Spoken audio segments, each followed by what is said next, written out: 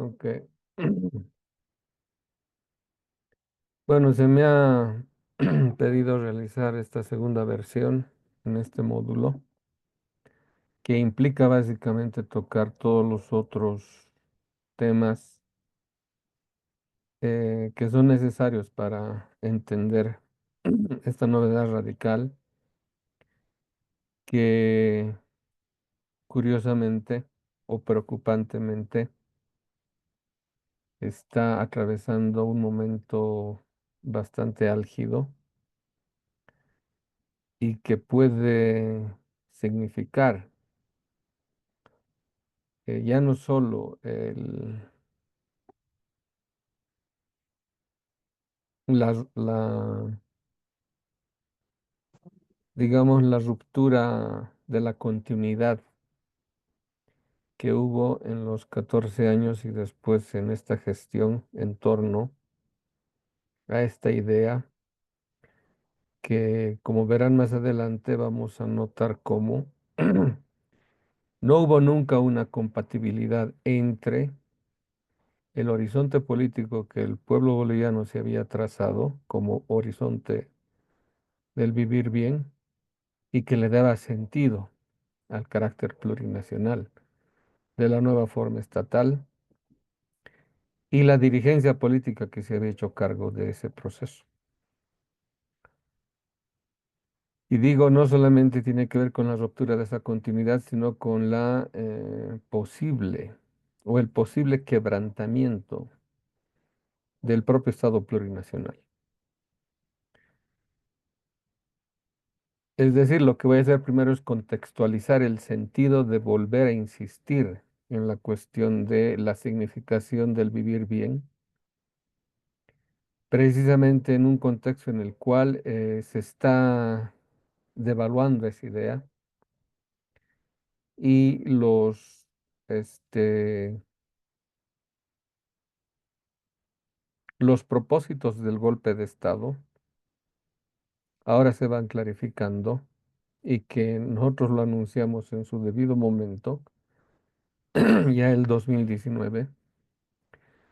No se trataba de un golpe a un gobierno, porque básicamente el gobierno ya había cedido todas sus banderas al continuismo de otro ciclo estatal. Es por eso que el vivir bien quedó como mera retórica y que como apuesta política solo se veía la insistencia en los grandes mitos que había producido el mundo moderno y el capitalismo para restaurarse de modo continuo, incluso en sus propias crisis, que también hay que decirlo, son generadas para alimentar ese espíritu suicida de la lógica del capital. Y hoy en día estamos viendo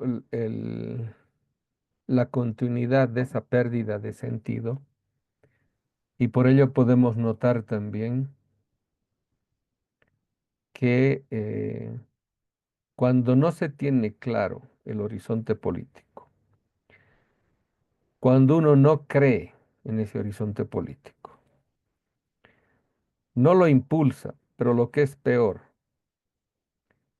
no le interesa ya reformular la propia direccionalidad estatal en torno a la recuperación de esas banderas perdidas. Y por eso inevitablemente aparecen los síntomas de corrupción, que básicamente es lo único que queda cuando se pierde, lo que llaman el idealismo político. Alguna vez uno de estos politólogos o gente que se dedica al marketing político, de los que promueven candidatos, generan campañas, etcétera, decía algo que es necesario pensar una y otra vez. Decía, para meterse en política, uno tiene que tener cierta carga de idealismo que le empuje a meterse en algo tan, pero tan problemático como es la política. Pero que una vez que se pierde este idealismo, es casi imposible recuperarlo, o es prácticamente imposible recuperarlo. Y por eso cuando se pierde esta, este idealismo político y ya no se cuenta con elementos existenciales para recuperar aquello, es cuando la política deviene en politiquería. O sea, deviene simplemente en la política como medio de ascenso social. Y ahí inevitablemente uno se corrompe. Y cuando uno se corrompe es como si ingresara en el lodo. O sea, es difícil salir no manchado de aquello. Y esa mancha perdura. Y esa mancha crece y pervierte hasta el alma del propio individuo.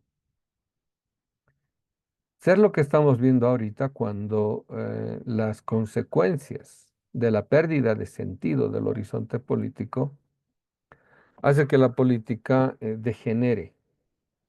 Y en esa degeneración arrastre la propia vida de los actores.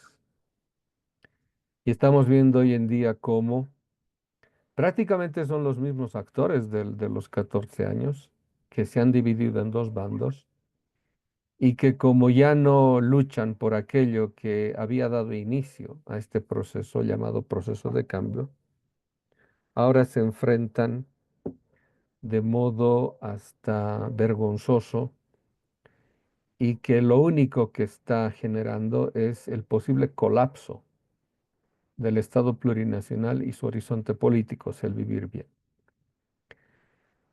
Y ahora decíamos, ¿no? El golpe de Estado del 2019, que fue un golpe de carácter híbrido, geopolítico, como nosotros lo llamamos en el primer volumen del Ángel de la Historia, no tenía como propósito hacer el golpe a un gobierno que en ese momento era del MAS, porque también ahí ha habido complicidad interna para que un golpe de esas características, que aparezca como revolución de colores, que es el término que se le adjudica a este tipo de insurgencias sociales, que aparecen como revoluciones cuando son digitadas por intereses ni siquiera nacionales, sino, y en este caso, imperiales, porque siguen una política global, que ahorita la conocemos como el globalismo, tenía la intención básica de desmoronar cualquier tipo de reposición del Estado boliviano en torno a su carácter plurinacional y desmoronar también el horizonte político que alimentaba esa nueva fe y esperanza que el pueblo tenía en torno al vivir bien. Por eso siempre hemos dicho, y es bueno repetirlo en la EGPP, estas instancias tenían que haber sido los lugares en los cuales se conforme al nuevo actor, impulsor, incluso a la nueva burocracia que acompañe este nuevo carácter del Estado, pero nunca se hizo eso.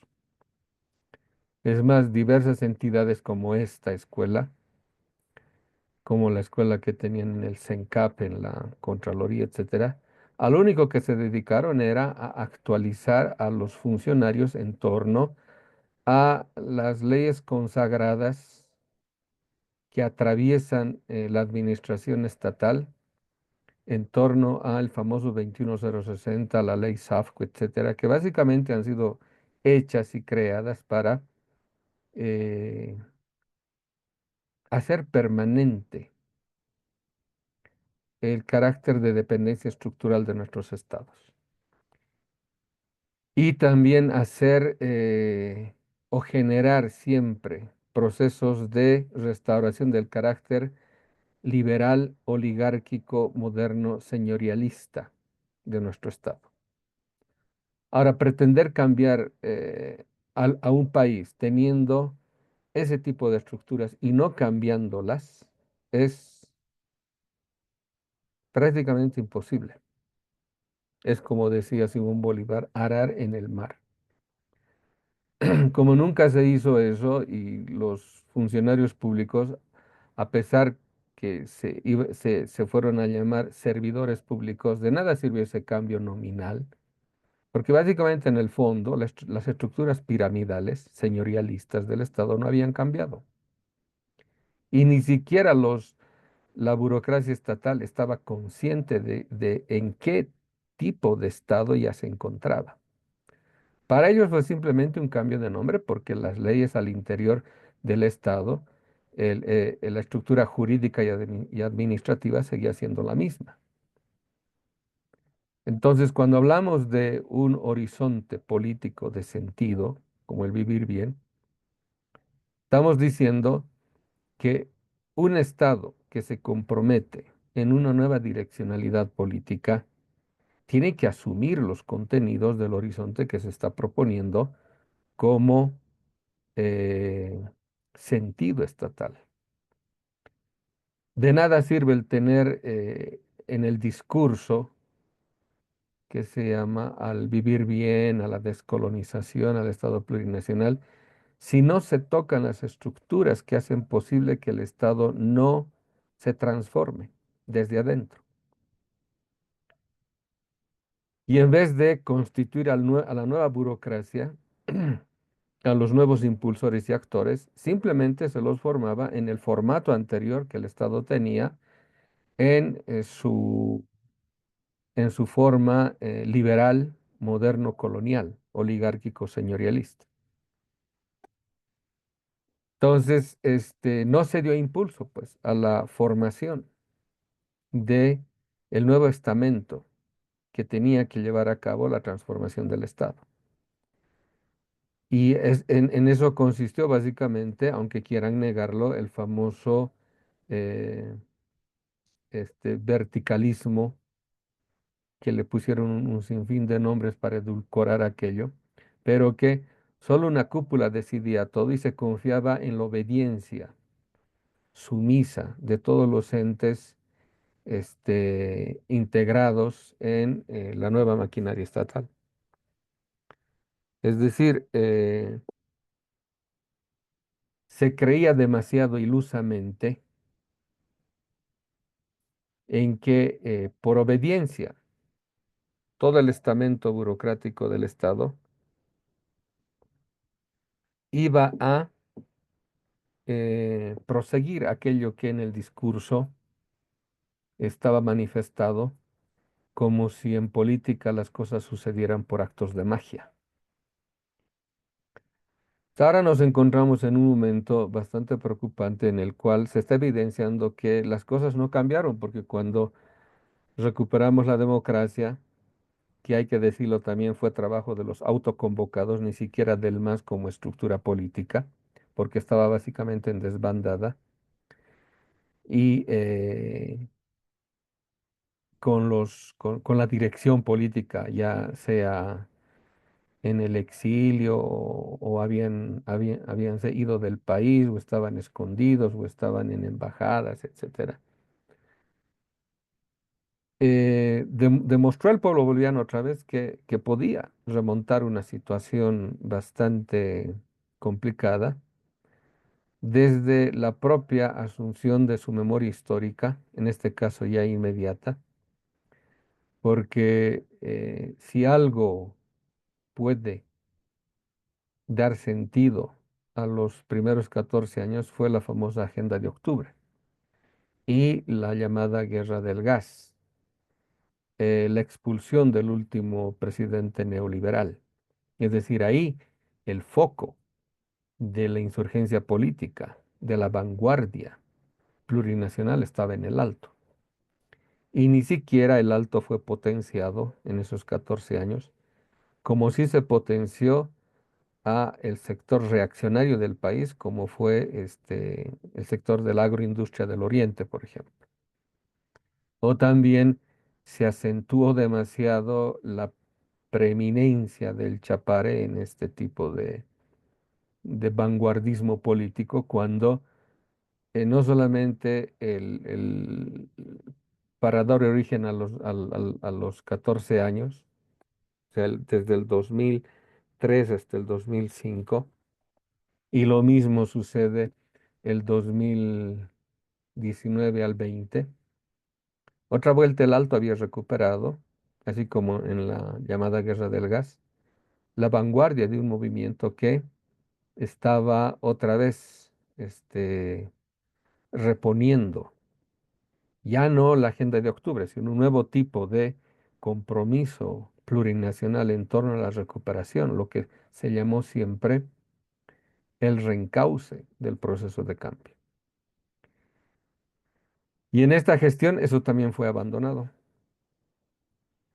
En esta gestión también el discurso desarrollista, eh, que es, digamos, el marco categorial que hace posible pensar la economía en los términos capitalistas como economía del crecimiento, es lo que nunca ha permitido que podamos aventurarnos a enfrentar el desafío de que desde lo más profundo de la memoria histórica de nuestro pueblo pueda sacarse los criterios necesarios para proponerse un nuevo tipo de administración, de economía, de producción, ya solo en el campo económico, porque también hay otros campos en los cuales se puede deducir de modo conceptual. Por ejemplo, para hablar de una política comunitaria, inevitablemente tenemos que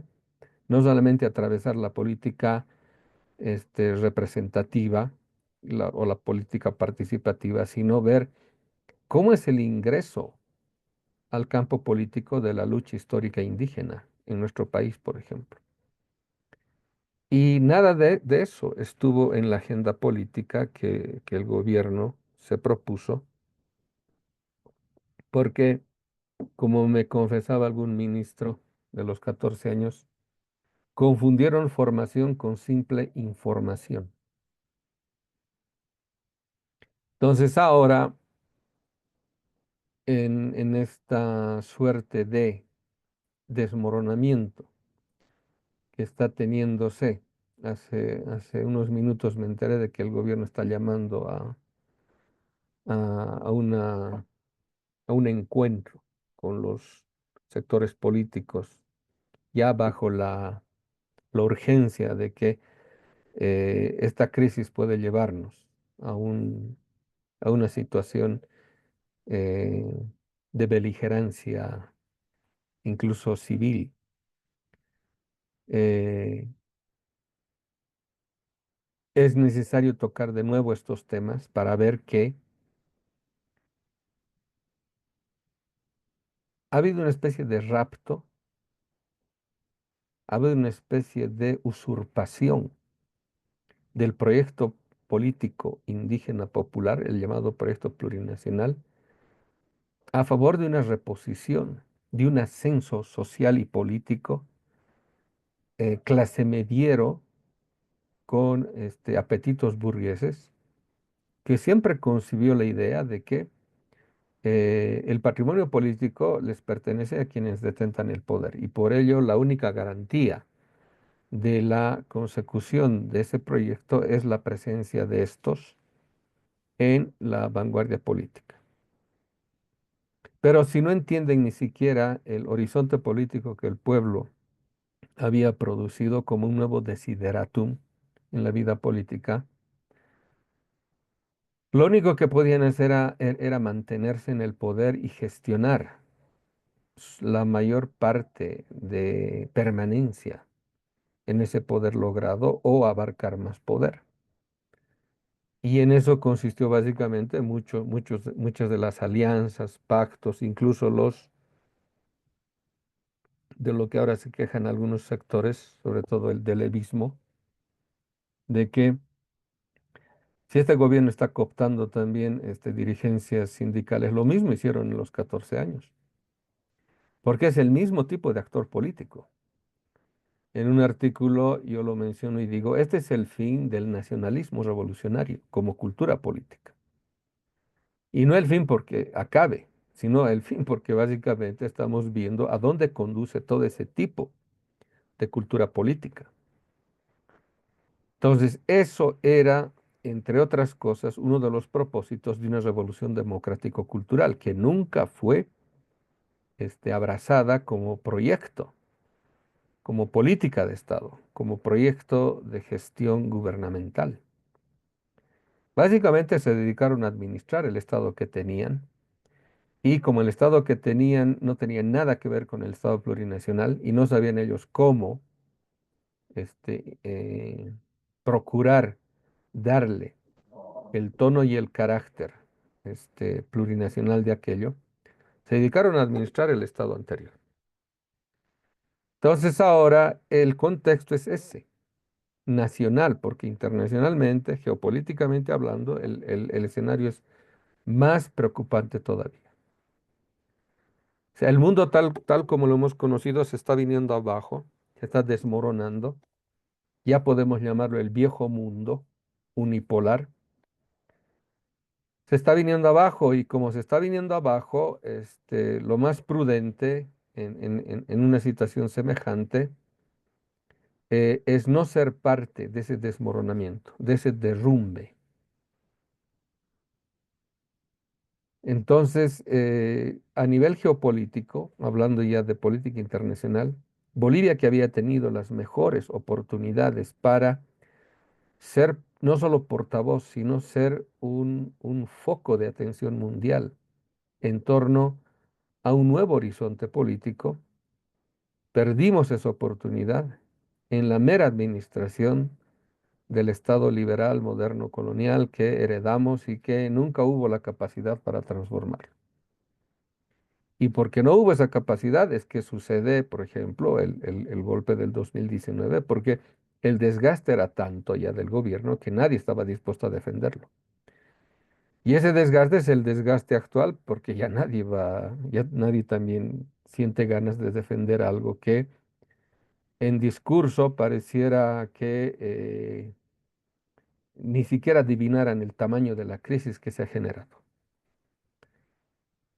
Entonces, en esos contextos, porque siempre hay que poner en contexto la pertinencia de lo que se quiere exponer,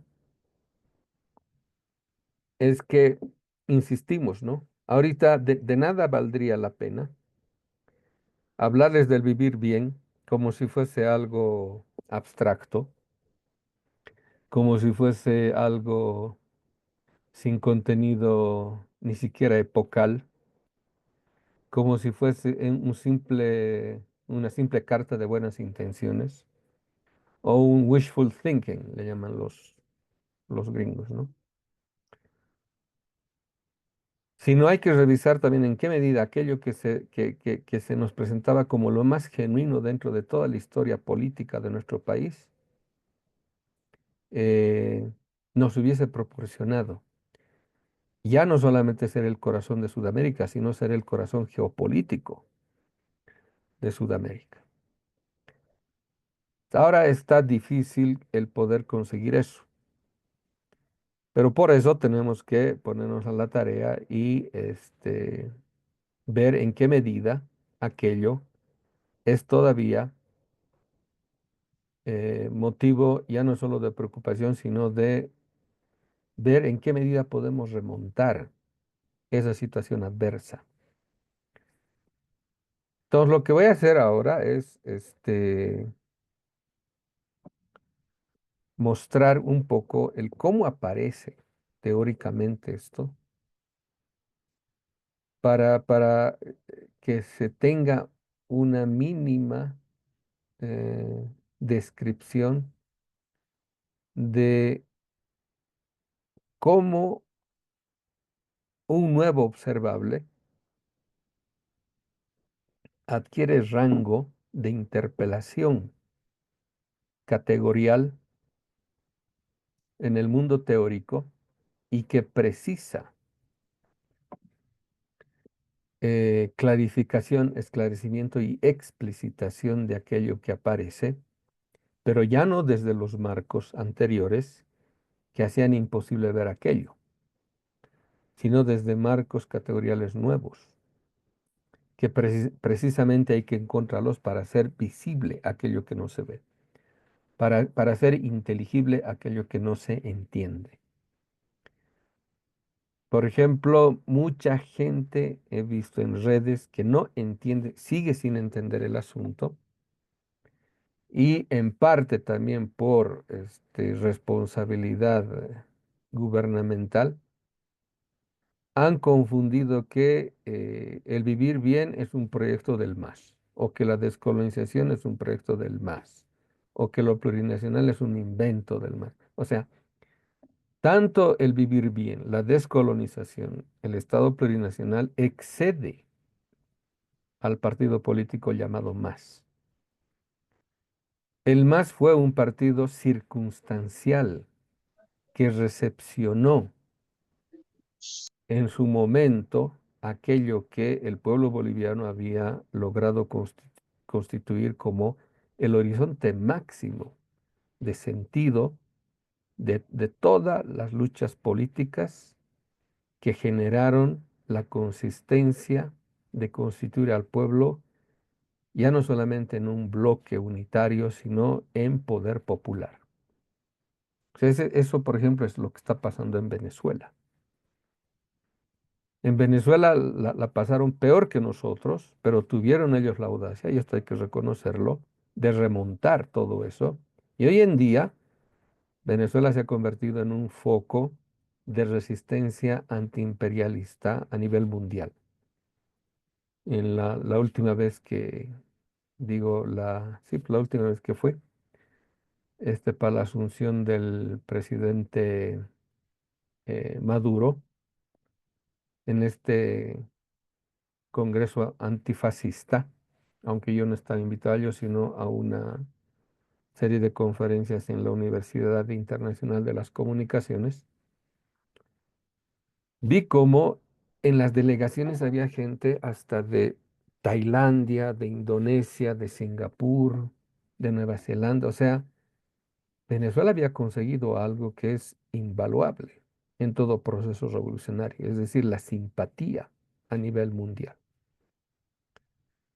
para no verse aislados y que ello les lleve al arrinconamiento de un proceso que ahora cuenta ya con recursos, no solamente eh, económicos, sino también geopolíticos, que les sirvan para remontar aquel arrinconamiento que no solamente las administraciones de Washington, sino también los propios países vecinos, sus gobiernos, generaron.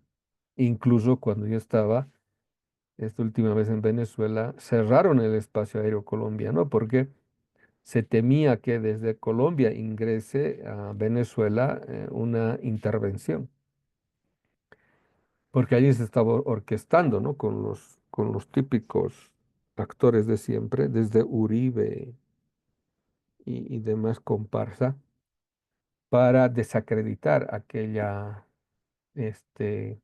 elección, aquel acto electoral y desconocer definitivamente la presidencia de Maduro y que hoy en día prácticamente eso ya está este, repuesto a favor del propio presidente Maduro. En nuestro caso, que no la pasamos tan mal, curiosamente, nos fue peor. Y todos creíamos que, dada la confianza que nuevamente había depositado el pueblo en el MAS, en las elecciones después del golpe, 2020 finales,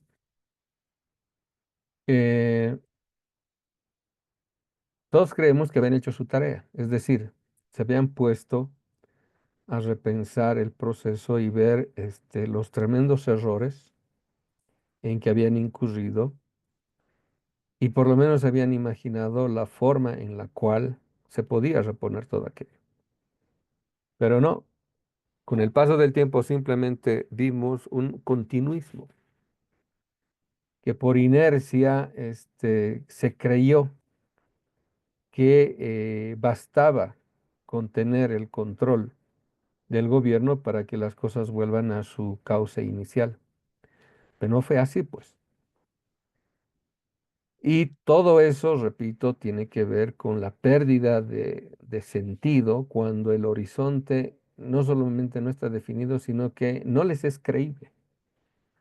Toda esa maquinaria que se generó en torno a la nueva administración estatal está llena de gente improvisada, o sea, ministros, viceministros, etcétera, gente improvisada que no tiene idea y que básicamente les quedó muy grande después de que el pueblo boliviano ofrendó incluso sus vidas por reponer el proceso de cambio, no estaban a la altura de aquello. Y ahora solo vemos este tipo de instancias que promueve la vicepresidencia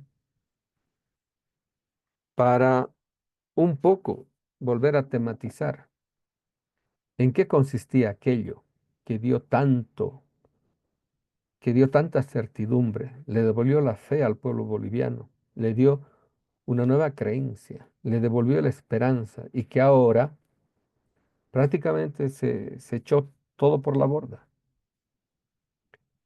Entonces, el, el asunto central para nosotros es volver a insistir e incidir en lo genuino, novedoso, revolucionario y trascendental que significó y ha de significar el horizonte de sentido llamado vivir bien. O sea, ¿en qué consistía, en qué consistiría ahora en plena crisis esto?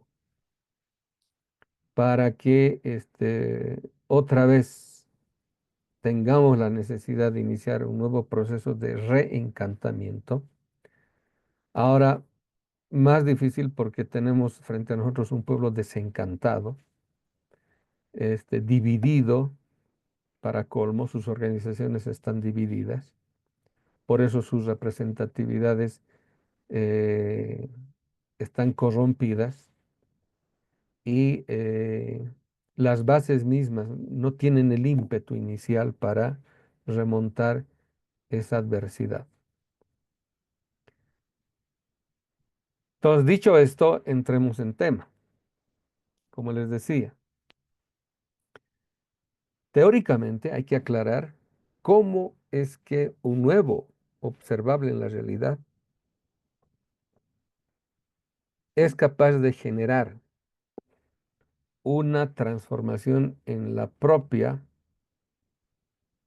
ciencia política de tal forma de que la nomenclatura anterior o presente todavía pueda ser interpelada de tal forma de que los análisis que se tengan no coinciden ya con una realidad que ha excedido todo marco conceptual que las teorías nos podían ofrecer.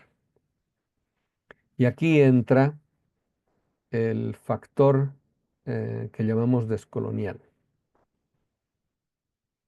Esto quiere decir, no se puede comprender, no se puede llegar a determinar en su verdadera dimensión ese nuevo observable si no se cuentan con las herramientas metodológicas y epistemológicas que, como decíamos, hagan inteligible lo que no se entiende, hagan visible lo que parece que no hay. Y esta es una labor que precisa de cierto tipo de habilidades en el campo teórico que nos permita estar a la altura de una nueva realidad que también merece un nuevo tratamiento, otro lenguaje que exprese esa novedad que está sucediendo en nuestra realidad. Siempre digo y repito, ¿no? Como sucede en geopolítica, no se puede conocer el mundo que estás viviendo con conceptos del siglo pasado. Es decir, no puedes tú conocer el siglo XXI con conceptos del siglo XX, porque el mundo del siglo XX ya no existe. Cualquiera que les venga a hablar eso de que la globalización ha fenecido hace rato, desde el 2008, que ya no hay globalización. Y el proyecto, por eso existe ahorita el proyecto globalista de las agencias mundiales en torno a la ONU y demás, y demás institucionalidad, que tratan de reponer agendas en torno a la reposición de este mundo unipolar, que es el proyecto globalista, el mundo unipolar en el cual hay un solo imperio.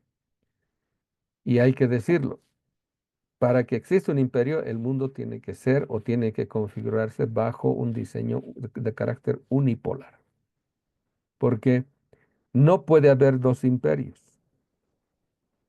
O sea, eso es un oxímoron, es decir, no pueden convivir dos imperios.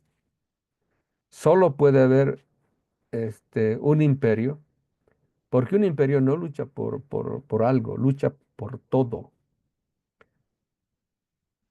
Entonces, aquello que llamamos la lógica imperialista tiene que ver con ese carácter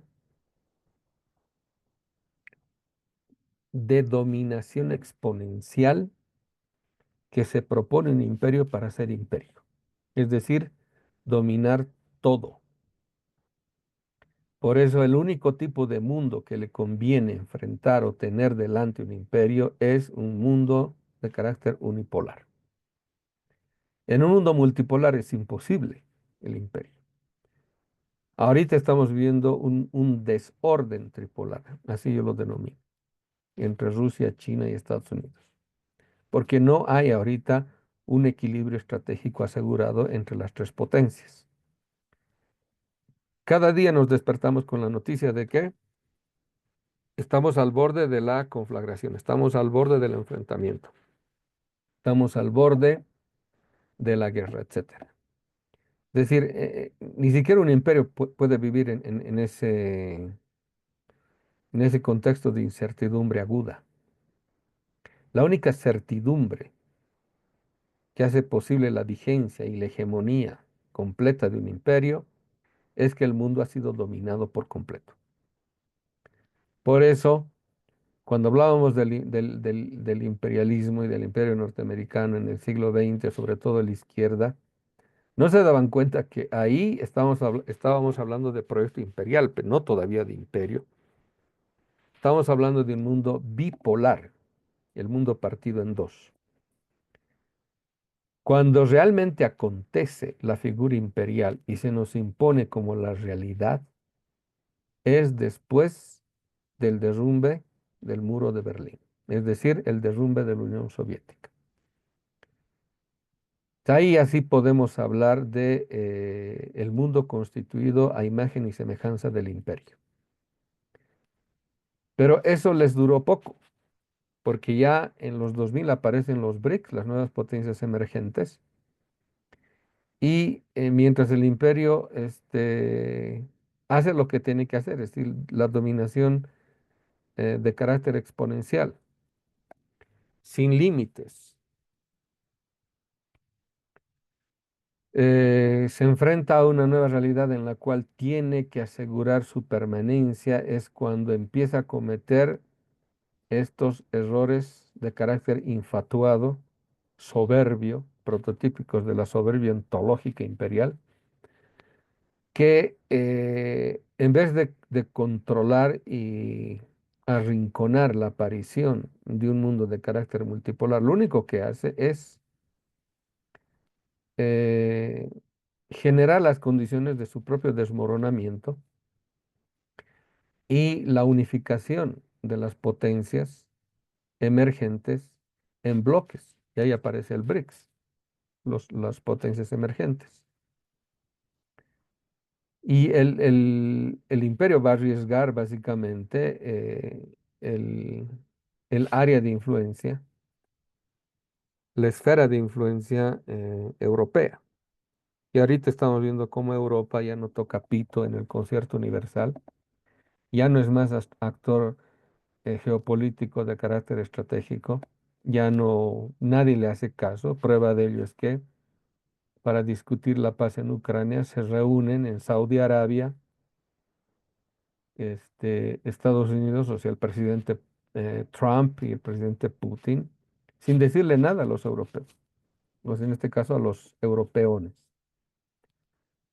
Y ahora Europa está viendo cómo sobrevivir en un mundo en el cual, porque si el mundo está cambiando, el tablero geopolítico ha sufrido sismos tectónicos. Todos los países, incluso las regiones, están peleando por su sobrevivencia. Y ahí en la última reunión de los BRICS, con la incorporación de nuevos miembros, les ha ido mejor a los países del ASEAN, del Asia-Pacífico, que a, que a América Latina. Incluso en nuestro país no tienen idea de lo que significa estar dentro de los BRICS. Una de las cosas, por ejemplo, que era necesario pensar y llevar a cabo antes de que suceda esta escasez del dólar era generar las condiciones para apuntalar nuestra economía al Pacífico y de ese modo comerciar con otro tipo de monedas al margen del dólar para, en un posible desabastecimiento de la moneda dólar o de la geoeconomía del dólar, tener un colchón de respiro ante la ausencia de dólares en nuestra economía. Pero ni siquiera eso se hizo, porque como decíamos al principio, ¿no? Se confió en un modelito que por continuismo inerte se cree que va a funcionar las cosas como por arte de magia. Cuando incluso el modelo más perfecto tiene que saber adecuarse a las circunstancias actuales, a las situaciones presentes, al contexto en el cual se están debatiendo nuestras propias opciones. Entonces, manifestar esa nueva realidad requiere un nuevo aparato conceptual que capte, que comprenda todo ese tipo de nuevos apareceres y que le permiten a un país, en este caso al nuestro, eh, una mejor panorámica en torno a cómo el proyecto plurinacional, como proyecto nacional, se sitúa de modo estratégico ante las circunstancias nuevas que están apareciendo, que están redefiniendo las relaciones internacionales, están redefiniendo las esferas de influencia, los cordones geoestratégicos, la cadena de suministros, la propia disposición geoeconómica de las potencias y, sobre todo, el carácter geopolítico que está adquiriendo este momentáneo desorden tripolar que está teniendo el mundo. En torno a eso, vale decir que la descolonización, en nuestra perspectiva, es producto de una reflexión metodológica que nos permite un desmontaje sistemático de los marcos conceptuales y categoriales eh, de las teorías imperantes y hegemónicas que no permiten no solamente eh, hacer inteligible lo novedoso que está adquiriendo el panorama, el campo político que tenemos delante, sino que no hace posible el desarrollo de esta nueva opción que nos estamos proponiendo. Entonces, vamos a ingresar en el tema. Como decía, todos acá tienen o han tenido formación académica.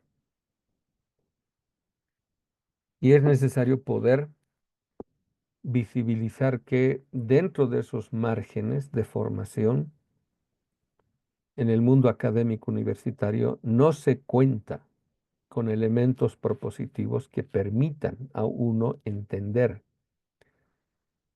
lo que este tipo de nuevos observables como el vivir bien contiene como novedad radical, revolucionaria y trascendental. Primero porque ni siquiera tienen el aparato metodológico que brinda la descolonización a la hora de ser conscientes de la necesidad de hacer este desmontaje de carácter sistemático de los marcos categoriales y los marcos conceptuales de las ideologías y las teorías, ahora sí le vamos a decir, imperiales, atravesadas por los relatos y las metanarrativas moderno-capitalistas, que no nos permite ver lo que está pasando y sucediendo en nuestra realidad. Porque hay que decirlo, o sea, nosotros no vemos solo con los ojos. Es más, los ojos no ven desde sí. Los ojos ven desde prejuicios. Los ojos ven desde categorías de interpretación de la realidad, desde marcos generales de interpretación de la realidad. Lo que tiene sentido, lo que tiene nombre, lo que está dentro de la memoria, este,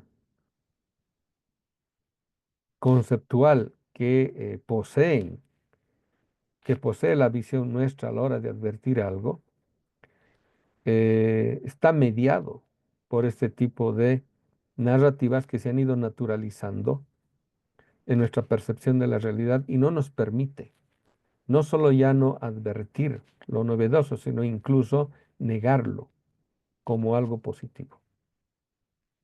Por eso van a ver en muchos casos, y en las redes sociales esto es frecuente, el desprecio y el odio con el que tratan ahora a, al MAS, por ejemplo, al gobierno y a todo lo que ellos representan, porque en política nadie se representa a sí mismo, todos representan un tipo de proyecto, todos representan un horizonte político y todos representan también a un sujeto, ya sea social, sea popular, sea comunitario, etcétera. Pero cuando vemos ese tipo de cosas que aparecen en las redes sociales, vemos que lo único que hay es un rechazo irracional de gente que no entiende el asunto. Y por puro odio es que despotrican contra lo que tienen delante suyo como el causante de todas sus desgracias, etcétera. Cuando el asunto es más complicado, solo por ponerles un dato, ¿no? O más que un dato, una certeza.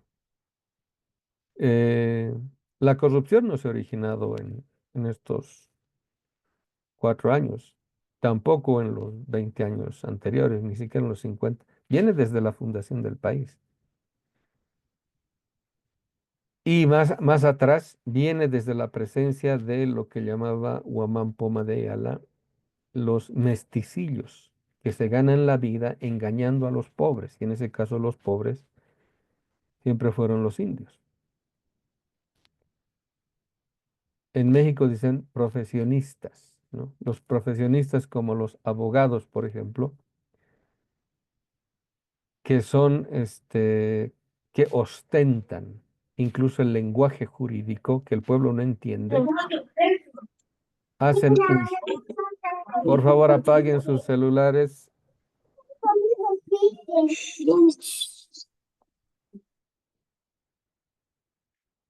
Quien está a cargo de esta sesión, que por favor apague usted los celulares de los asistentes. No sabe cómo distraer.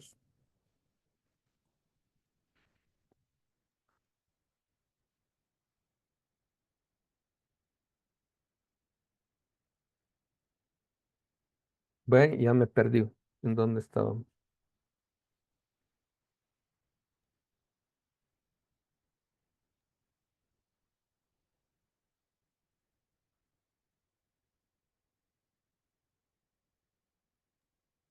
Doctor, estaba en la corrupción. Ah, ya.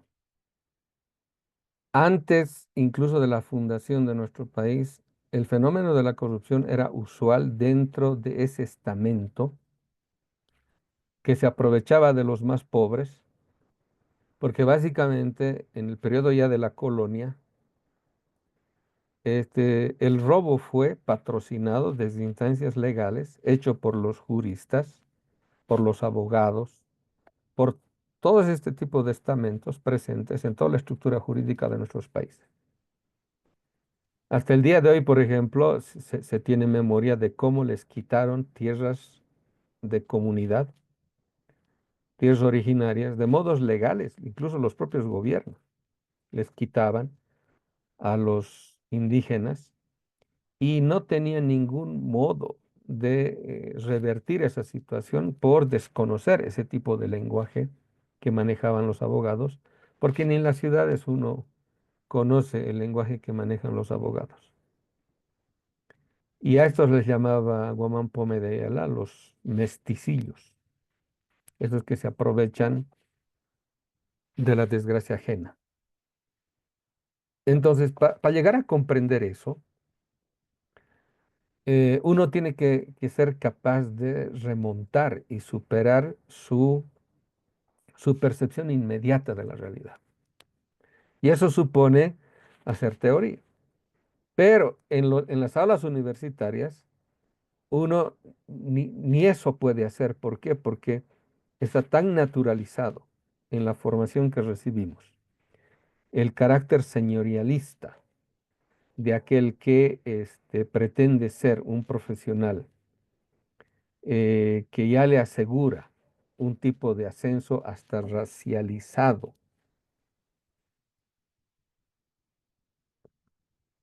El desprecio que ha de adquirir a nombre de cientificidad, el desprecio por el pobre, que le vuelve ciego ante realidades que están ante sus ojos, pero no los ve.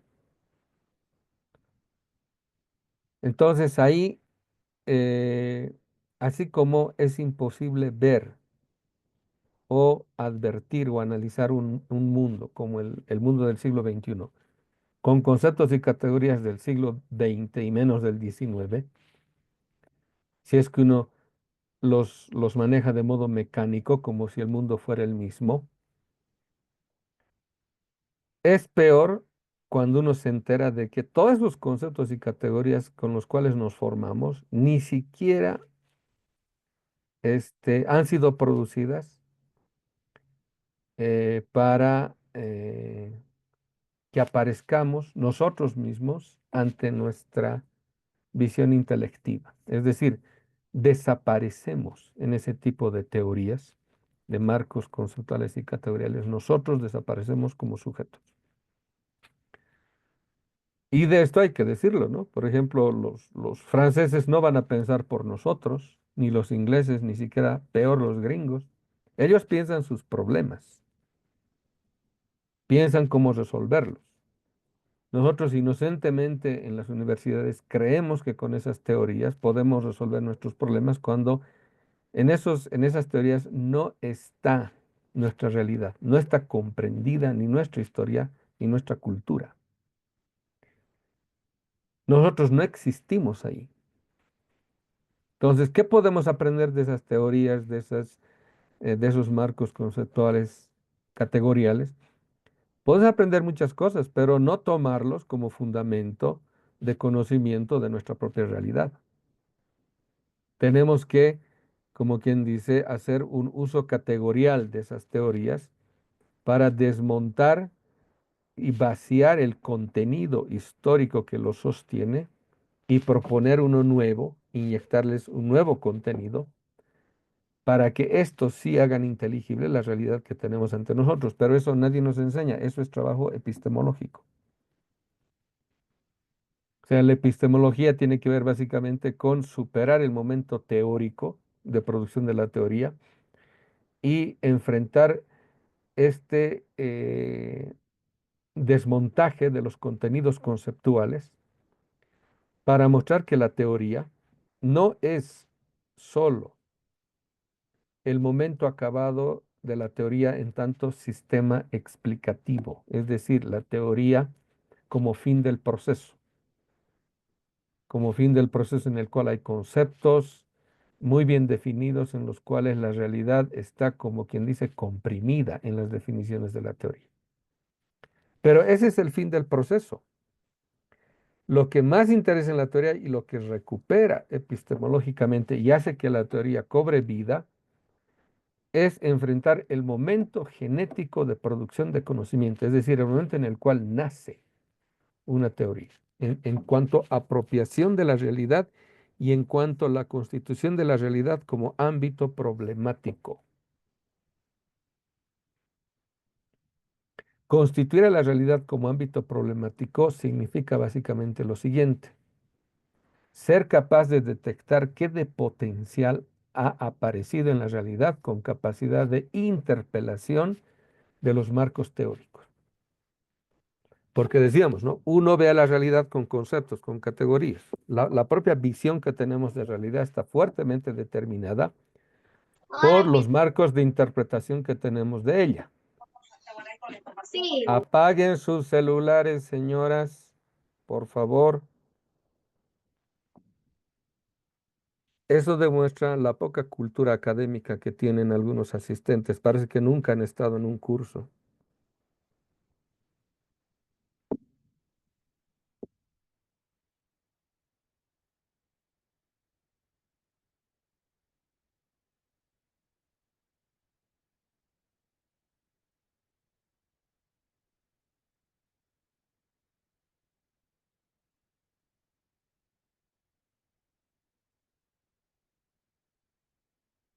Entonces, la realidad es percibida desde marcos conceptuales que permiten recortes cognitivos de la realidad. Es decir, la realidad no se conoce eh, desde la nada. La realidad no se conoce de modo directo. La realidad siempre está mediada por todo este conjunto de conceptos y categorías que ya cargan un peso histórico, temporal, espacial, cultural e histórico determinado. Volver a la teoría, a su momento genético de constitución de la realidad en ámbito problemático, significa otra vez volver a generar la posibilidad de correspondencia con la realidad. Y esto significa que en epistemología la preeminencia no está en la teoría, está en la realidad.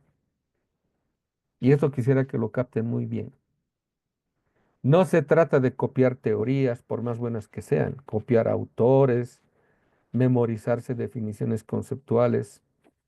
Quienes hacen eso no están haciendo teoría, no están haciendo ciencia, no están haciendo nada, se están autoengañando. La conformación de la realidad en ámbito problemático quiere decir el vaciar los contenidos con los cuales se nutren los conceptos que tengo como herramientas teóricas y saber mostrar su no correspondencia de estos con la realidad que tengo delante. O mostrar su pertinencia para ver en qué medida siguen funcionando o no. Entonces ahí lo que interesa ya no es el fin del proceso, sino el proceso mismo. Y en eso consiste la ciencia. O sea, la ciencia consiste no en aprender definiciones, sino en producir conocimiento. Y la producción de ese conocimiento me lleva a que ese conocimiento se determine en conceptos. Es decir, los conceptos son herramientas que yo tengo para conocer la realidad.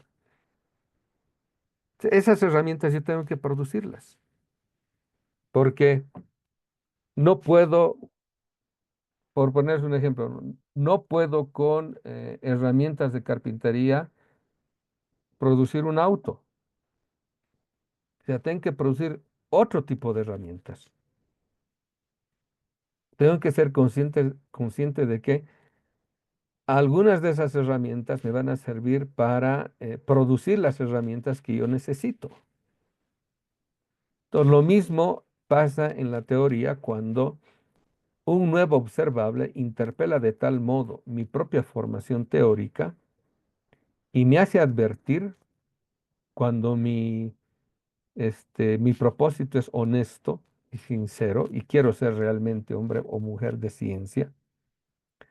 Cuando quiero hacer aquello, es cuando tengo que producir un nuevo conjunto de herramientas que me permitan que éstas entren en correspondencia con la realidad que tengo delante y que necesito conocer, porque de lo contrario, si yo no conozco la realidad en la cual me sitúo, en la cual vivo, en la cual despliego mi existencia, yo estoy básicamente perdido en el tiempo, en el mundo, estoy perdido en todo lugar.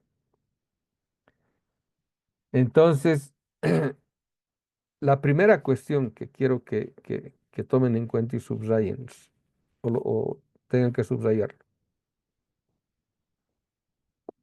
no tenemos pericia en el manejo epistemológico de la teoría. Por lo tanto, todo lo que la universidad nos ha enseñado sirve de bien poco acá. Y por lo tanto, ustedes van a ver un montón de cursos, diplomados, así como estos, aquí en Sudamérica, hasta en el mundo, etcétera. El conjunto académico ha puesto de moda al vivir bien, por ejemplo, a la descolonización, etcétera. Hay gente que se llena la boca, ¿no?, de todo ese tipo de conceptos, pero que no entiende el asunto porque cree que esto es simplemente una materia que puede encontrarla en los libros. Y ese es el primer error craso, ¿no? Por ejemplo, hay gente que despotrica contra la descolonización, que habla necedades sobre la descolonización porque no la conoce, no la entiende, no la comprende. Incluso hay autores, ¿no?, que uno diría es gente inteligente, pero a la hora de la verdad se ponen a hablar de algo que no saben, se ponen a escribir de cosas que no conocen, porque creen que basta revisarse un autor, basta revisarse una definición para decir, esto ha dicho tal, esto ha dicho este otro, y esto es la descolonización. O sea, como si, ¿qué se llama?, fueran simplemente anuncios como los que aparecen en las paredes. O sea, cuando se trata de un nuevo observable en la realidad, como un potencial que es capaz de interpelar el modo como percibo la realidad, es porque la realidad misma ha producido aquello. Y la realidad tiene necesidad de autocomprender aquello. Entonces, ¿quién tiene la capacidad de autocomprensión en la realidad? Porque el sujeto no está al margen de la realidad, el sujeto es su realidad. Entonces, yo quiero estar a la altura de mi realidad, quiero conocerla, comprenderla, quiero hacerla parte mía, de tal forma de que la realidad constituya experiencia en mí. Entonces, yo no puedo, pues, deducir la realidad de las teorías o de los libros o de los autores. Como les decía, en epistemología, la preeminencia no está en los libros, está en la realidad. Entonces, eso ustedes tienen que tenerlo, como quien dice, como un rosario en su capacidad de manejo de las herramientas teóricas. Tengo que estar a la altura de mi realidad de tal forma de que la capacidad que tenga de comprensión de ella haga que la realidad ceda ante mí. Es decir, ella misma me ofrezca el conocimiento que yo estoy buscando. Ahí la realidad ya no aparece como mero objeto, ya sea de contemplación o de estudio. Ahí ya no entra el campo del análisis, Y eso también es algo que ya tienen que despedirse de aquello. O sea, los analistas no sirven para nada. Por eso hablan cada estupidez, perdonen el francés, porque creen que la realidad es un, es un objeto de laboratorio y en el laboratorio tenemos ante nuestra auscultación un cuerpo muerto, al cual lo único que queda es hacerle una disección o una autopsia. Es decir, todo análisis trata la realidad como si fuese un objeto a diseccionar, un objeto muerto. Pero la realidad es todo lo contrario. La realidad está en constante movimiento. La realidad está viva. La realidad está siempre por encima del conocimiento que uno tiene de ella. Entonces yo tengo que estar a la altura de aquello. Tengo que producir metodológicamente los modos de ingreso, los modos de poder hacer que la realidad se exprese ante mí mediante, y aquí viene una cosa interesante, mediante las preguntas que yo le dirijo. Hay una película muy bonita que se llama I, Robot, donde actúa este actor que se llama Will Smith, creo que es, en el cual hay una escena en la cual el doctor, que ha muerto, pero que se conecta con él por medio de un holograma y le dice, I'm sorry, my responses are limited. Le dice, lo siento, pero mis respuestas son limitadas. You must ask the right question. Es decir, tienes que hacer la respuesta, tienes que hacer la pregunta adecuada. Si tú haces la pregunta adecuada, la realidad responde. Pero si ni siquiera sabes preguntar, la realidad se te ha evadido por completo. Entonces, esto que ha aparecido, ya para ir cerrando esto, que es, digamos, la primera aproximación, el primer ingreso que voy a hacer a la temática del vivir bien, eh, el acercamiento que yo tengo con la realidad es por medio de la interrogación hecha, forma de investigación. Para eso tengo que hacer las preguntas adecuadas, las preguntas correctas. Tengo que saber preguntar. Y eso es lo más complicado. Eso es algo que toda una vida puedes estar en ese tipo de formación porque es todo un arte el saber preguntar. La gente por lo general solo quiere, este, ¿qué se dice? Solo quiere respuestas. Eso se llama pereza intelectual. Por eso no va a faltar aquella gente que va a preguntar y va a decir, ¿y usted qué cree de esto? ¿Y para usted qué es esto? O sea, solo quieren respuestas. No quieren darse a la tarea de ellos mismos producir la pregunta adecuada para generar las respuestas pertinentes. Un investigador, un cientista en serio, o un científico, primero tiene que aprender a saber preguntar y saber preguntar a la realidad. O sea, la realidad constituida en ámbito problemático es saber destacar qué de potencial hay en la realidad, qué de potencial con carácter de interpelación de todo el sistema de definiciones de marcos categoriales conceptuales que uno ya cuenta a la hora de enfrentarse a la realidad. Todos ellos son como la trampa que no nos permite entrar en conexión con la realidad misma. O sea, el vivir bien ha aparecido en la historia política de las luchas revolucionarias de los pueblos indígenas. La próxima sesión vamos a ver cómo es este ingreso. Vamos a notar que no se trata simplemente de la adjetivación de un tipo de demanda circunstancial. No se trata de un recurso político instrumental. Hay toda una carga histórica, cultural, pero además hasta espiritual en esto que llaman vivir bien. Entonces, esto es lo que destaca eh, a la hora de investigar en qué consiste este tipo de nuevos apareceres que han rediseñado por completo hasta la nomenclatura política. Por ejemplo, hoy en día nadie va a poder negar que el vivir bien constituye parte del nuevo lenguaje político que han inaugurado eh, los pueblos indígenas, constituidos en bloque popular boliviano, que en otros países también le dicen, por ejemplo, en Ecuador le dicen el buen vivir, ¿no? Que tiene, que no es lo mismo, ya déjenme decirles, ¿no?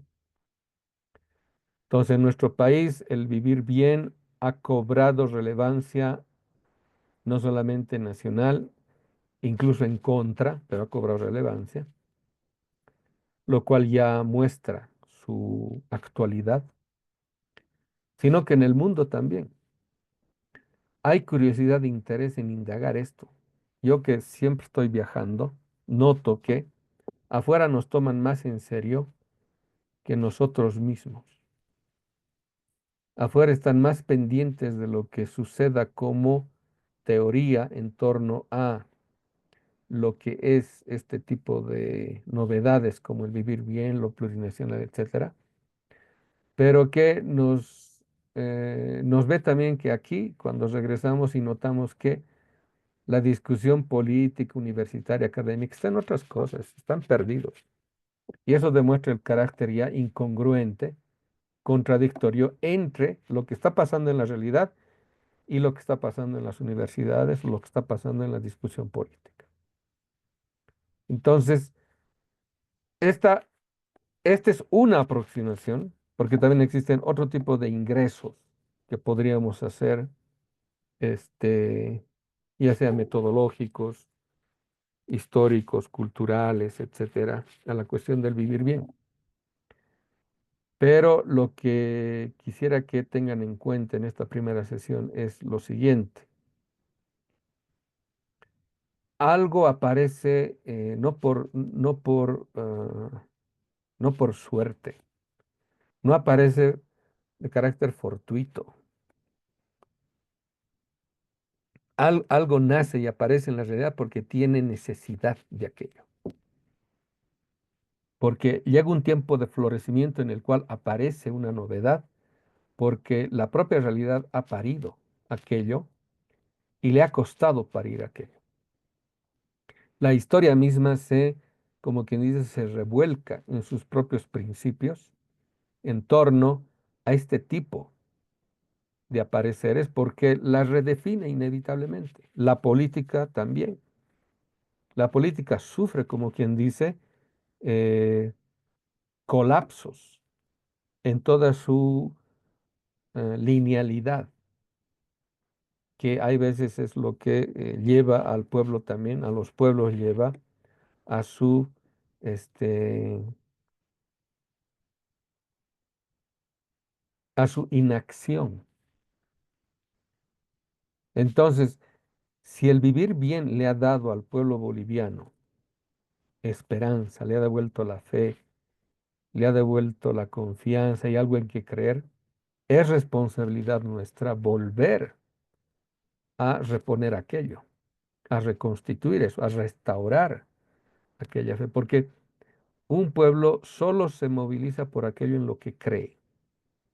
Y los políticos no saben el daño que realizan, que hacen cuando hacen que un pueblo pierda la confianza. Por eso es de una tremenda responsabilidad este tipo de discusiones cuando se tiene delante nuestro como realidad, que enfrentamos la suerte misma de un pueblo. Y ahorita estamos viendo eso.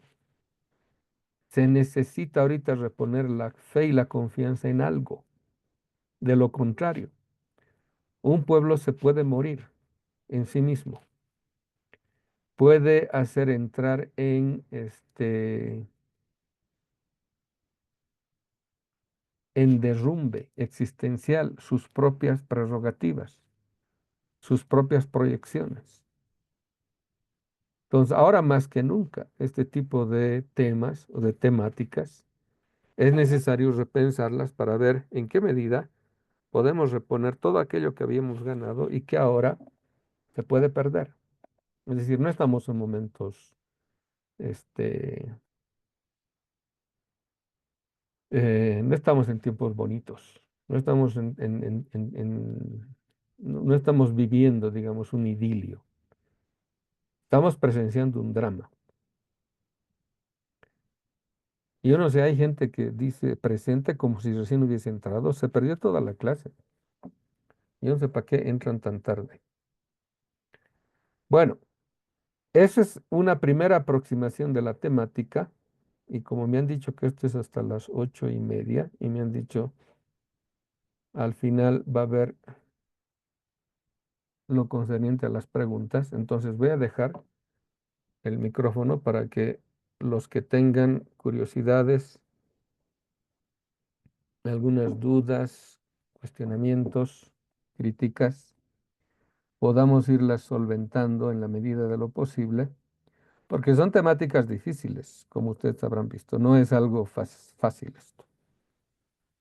Y como quien dice, ¿no? Si no, no deseamos la simpatía inmediata o mecánica, pero si van a estar en contra, estén por las razones correctas y no por malentendidos que, que uno ya carga, o por prejuicios también, ¿no? Entonces, dejo acá la exposición inicial, esta introducción, y a ver si alguien se anima, porque creo que se ha ido, se ha escapado la que estaba a cargo de esta sesión.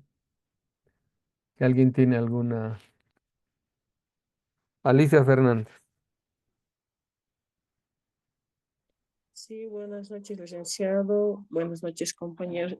Bueno, en mi opinión, licenciado, tomo muy en cuenta lo que usted, bueno, ha indicado, que es verdad que desde la fundación de la República de nuestro país, sí es verdad, ha habido corrupción, pero yo pienso que también es algo que, digamos, tenemos en nuestra sociedad, porque siempre, digamos, el que es más astuto, o el que, digamos, hace menos, es el que, digamos, más destaca. Casi, digamos, se podría decir, no se toma mucho en cuenta el que más se esfuerza, sino pienso que es algo cultural y eso también trae detrás a nuestro país. No hay como en otros países, digamos, de conocer, digamos, se puede decir por lo que tú has hecho, ¿no? Por tus méritos. Entonces, en esa parte estamos mal y yo creo que, por ejemplo, la niñez ve aquello en la sociedad, entonces va creciendo y va adoptando todo aquello, lo integra a su personalidad y no podemos, digamos, cambiar, ¿no? O sea, colocamos leyes, todo para que se cambie la actitud,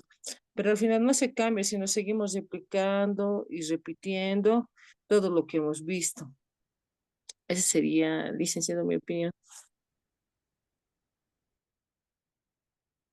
Ya, pero estoy preguntando sobre el tema. Ahora, la cuestión que usted toca es lo que un poco decíamos, ¿no? Cuando la corrupción se convierte en cultura política y cultura social, uno tendría, porque no estamos, al menos aquí estamos en un ámbito académico. Aquí se tiene que tener el argumento necesario para saber identificar las causas que originan esa cultura política y social. Solamente para ponerlo en el tiempo mediato, El neoliberalismo, cuando ingresa no solamente al gobierno, ingresa en las estructuras hasta académicas. Incluso ingresa el neoliberalismo porque no es solamente una economía, es una cultura. Eh, Tiene necesariamente que corromper y hacer de la corrupción una naturalización social. Porque si el neoliberalismo tiene al Estado como su enemigo y el Estado tiene que cumplir funciones sustanciales como la educación, la salud, el trabajo, la industria, etcétera, sobre todo las estratégicas, y todo eso el sujeto neoliberal pretende privatizar, o sea, pasar lo que es patrimonio público a manos privadas. Primero tiene que darse la tarea de defenestración del Estado. Parte de la ideología neoliberal es hacernos creer que el Estado es un mal administrador. Históricamente, e incluso para la aparición de las burguesías nacionales, el Estado siempre ha sido factor fundamental. Cuando las burguesías ya tienen capacidad de autonomía relativa frente al Estado, es cuando pueden prescindir del Estado. Y el neoliberalismo se agarra de eso para, una vez defenestrado el Estado, hacer que el Estado tenga menos funciones y todos sean privatizadas. Pero para hacer eso, tiene que cambiar la imagen completa en la sociedad de que el patrimonio que es público ya no sea más público, porque en última instancia, hacernos creer que el Estado es mal administrador es decir, no tiene que haber más patrimonio público, todo tiene que ser privado. Y cuando se cree que lo privado es la solución a todos nuestros problemas, viene más bien agudizarse los problemas sociales, políticos y económicos, porque si todo pasa a manos privadas, entonces lo que es común, lo que es de uso público, desaparece y todo lo regula básicamente la tenencia de dinero. Entonces, detrás de toda esa propaganda negativa contra el Estado, hay toda una plataforma y una narrativa que genera la constitución de individuos que se constituyen en egos autocentrados, que solo luchan por sus propios intereses. Y ahora, este tipo de individuos son el germen de toda corrupción porque todos están en competencia luchando por aquello que creen que les debería de pertenecer. O sea, para el individuo liberal y neoliberal no existe noción de lo común.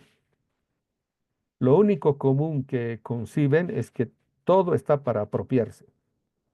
Y si todo está para apropiarse, por supuesto, pues los más hábiles, como decimos acá, los más vivos, se aprovechan de todo. Y si no hay un ente regulador que genere un equilibrio decisivo en la balanza en la cual pueda ser materia de legalidad el patrimonio público, los bienes públicos, frente a la apropiación privada, entonces lo que sucede es lo que hemos visto en estos últimos 30, 40 años en Bolivia, por ejemplo, desde que nos inunda estas teorías globalistas como cultura social y que han corrompido de tal forma a la sociedad boliviana que incluso ha llevado esto a las dirigencias, incluso populares, como las obreras, campesinas, etcétera. Entonces, dos cosas acá, ¿no? Ver las cosas de modo estructural y ver las cosas en el largo tiempo, porque si nos quedamos en lo inmediato, simplemente en los efectos, nunca vamos a poder entender por qué sucede lo que sucede. Por eso, metodológicamente, uno que tiene título universitario tiene que estar, pues, como quien tiene que justificar, pues, el conocimiento que dice tener su título. tiene que darse la tarea de investigar hasta dónde, desde dónde y cómo estructuralmente sucede fenómenos como el de la corrupción en países periféricos como el nuestro. Ahora déjeme decirle, o sea, yo que he vivido mucho tiempo fuera del país, en Estados Unidos la corrupción aquí es un juego de niños, ahí sí pues, la corrupción es cosa seria. Aquí se robarán miles de dólares. Países como Estados Unidos se roban millones de dólares. Igual en Europa. O sea, no nos hagamos aquí los inocentes creer que, ay, los bolivianos somos corruptos porque somos atrasados o porque culturalmente somos así, etcétera. No, o sea, son incidencias que se deciden a nivel mundial, las que fomentan, porque no tienen otra que desfalcar a nuestros estados que generar fenómenos sociales como la corrupción para que haya gente incluso del propio país, coetanos nuestros, que estén dispuestos a ofrendar el patrimonio público nacional a manos privadas, ni siquiera nacionales, sino extranjeras. Y para eso tiene que desaparecer el fenómeno patriótico en uno. Tiene que desaparecer la patria, tiene que desaparecer la nación en uno. Tiene que desaparecer hasta la familia.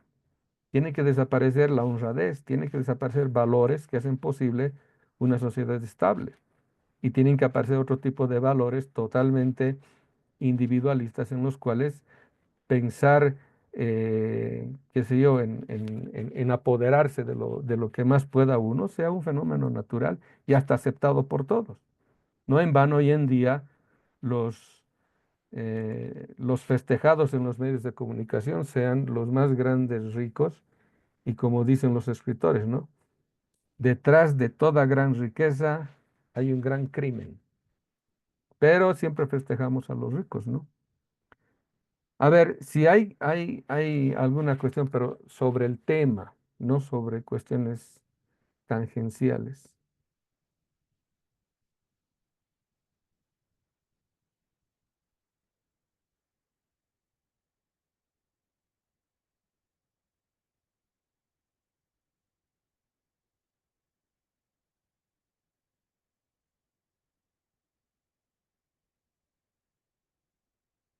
Rocío González en el chat dice lo siguiente. La causa para que el modelo educativo no se haya concretizado sería la falta de normas administrativas propias, era supongo, ¿no? Pues las normas administrativas son de la 1565. Esa realidad que se vive es parte de una mirada colonial, ponen signos de interrogación. El sentido de la gestión en educación siempre fue el control y el autoritarismo, así como la burocracia. Por eso se puede ver en las oficinas distritales y el ministerio un 90% de personal administrativo, solo un 10% de técnicos de campo. Bueno, la cosa es más grave. Por ejemplo, estas famosas leyes que se implementaron, como la de Lino Siñán y demás, ni siquiera fueron hechas por gente que tiene experiencia de docencia, sino por burócratas o lo que llamamos tecnócratas. Y el hecho de la inflamación administrativa en el Estado tiene que ver con el hecho siguiente. Cuando un Estado pierde su razón de ser, lo único que tiene delante es la amplificación de su propio poder. Y para ello, lo único que necesita solidificar es la parte jurídico-administrativa. Desgraciadamente, la administración estatal es una rémora y un obstáculo para cualquier tipo de transformación estatal. En ese ministerio que menciona, el Ministerio de Educación, resulta hasta ridículo y absurdo ver que para una firma uno tiene que hacer cola para solventar esa firma por otras 10 firmas. Y tiene que pasar ni siquiera por oficinas, sino por gente que está en su asientito y su mesa. O sea, esas cosas son ridículas y eso es básicamente cuando un Estado pierde su sentido de existencia, pierde su sentido de ser, entonces lo único que tiene delante es la cooptación instrumental de un aparato que tiene en la administración y en la parte jurídica los estamentos más conservadores que no permiten que ningún cambio sea posible. Entonces ahí tiene toda la razón la compañera, porque nosotros hemos visto, o sea, mucha gente que nos pregunta, ¿no? ¿Por qué nosotros no permanecimos, apenas estuvimos 8 meses en la dirección de geopolítica? Porque queríamos realizar, pues, con el auspicio de la vicepresidencia, el primer think tank en Bolivia. Pero la parte administrativa y la jurídica nunca entendió eso. Y uno pierde el tiempo, más del 50% del tiempo de uno mismo y de sus propios funcionarios, redactando informes que nadie lee, ante gente que no comprende aquello que uno está haciendo. Pero como están predispuestos de tal modo las estructuras administrativas y jurídicas por sobre lo político del Estado, entonces esa burocracia ya no es solamente burocracia, se convierte en poder burocrático. Y eso es lo que hace imposible cualquier cambio dentro del Estado. En el mejor de los casos, hacen muy bien todo para que nada cambie. ¿Alguien más?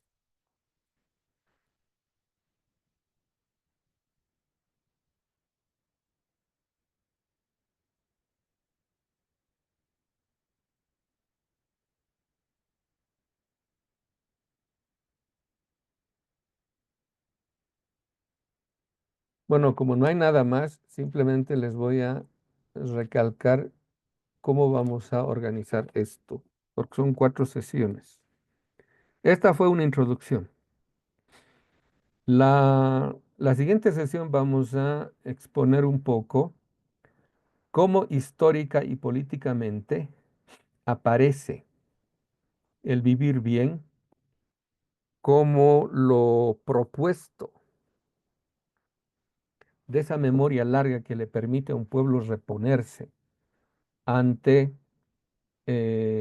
unas condiciones impuestas que no le permiten ningún tipo de sobrevivencia en medio de un estado al cual no consideran suyo, porque tiene carencia, o es más bien carente de el contenido nacional, y todas las naciones que componen ese estado se ven como naciones sin estado. Eso va a ser la siguiente sesión. La tercera sesión vamos a hablar un poco de lo que estamos realizando como los códigos del vivir bien y su universalización. Y la última sesión, o sea, la segunda sesión es el siguiente lunes, la tercera sesión es el subsiguiente lunes. Y la última es el 2 de marzo, de abril sería, ¿no? Porque estamos ya en marzo, sí, el 2 de abril. En esa ya les propondría un aterrizaje conceptual en torno a el concepto de vivir bien, que vamos a tener la oportunidad de resemantizarlo, como adelanto también de eso de los que hemos hecho de la universalización de los códigos del vivir bien, y que se presenta como la única en nuestro país propuesta de política de Estado, en serio, como doctrina estatal. Eh, y bueno, la última sesión sería esa. Ya, y lo demás, los, ¿qué se llama? Los administradores de esta segunda versión, de este curso de liderazgo, etcétera, ya son los que les toman las pruebas, no sé a qué le llamarán a eso, ¿no? Una última cuestión, dice Rigoberto Terrazas Vilca. Dice, lo que trata de decir es que nosotros mismos debemos desarrollar epistemología propia. Oiga, a ver, ¿por qué no apagan sus... y todavía se ríen? Realmente dan pena a alguna gente que asiste a estos cursos. Se, se- se- lo único que demuestran es su... y siguen con el micrófono abierto.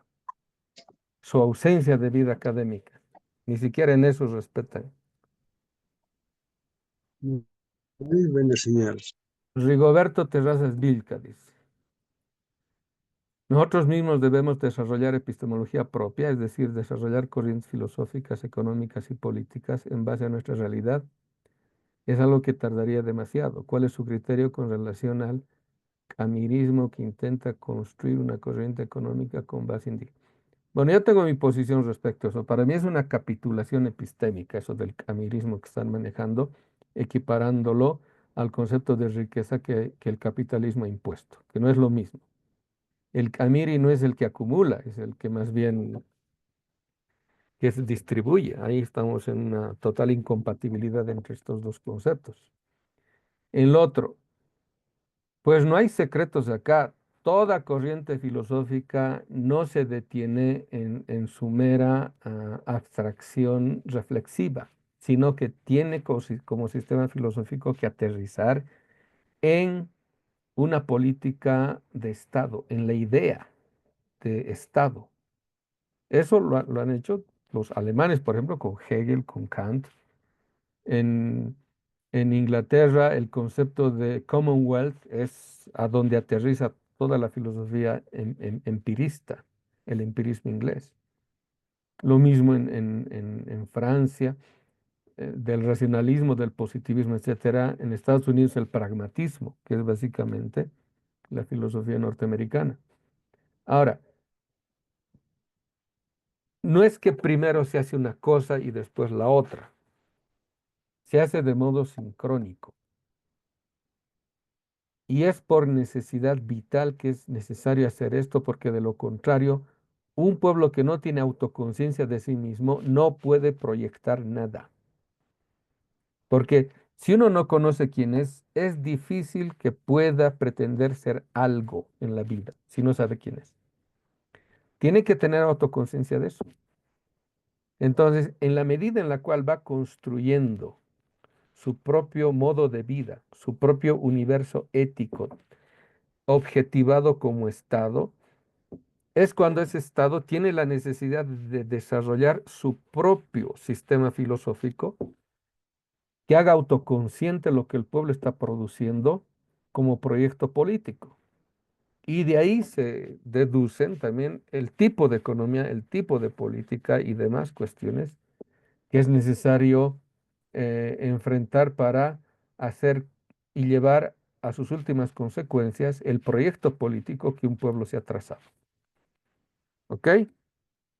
Bueno, entonces ya no hay, ya les he mostrado un poco el panorama de estas 4 sesiones y nos veríamos directamente el lunes 24.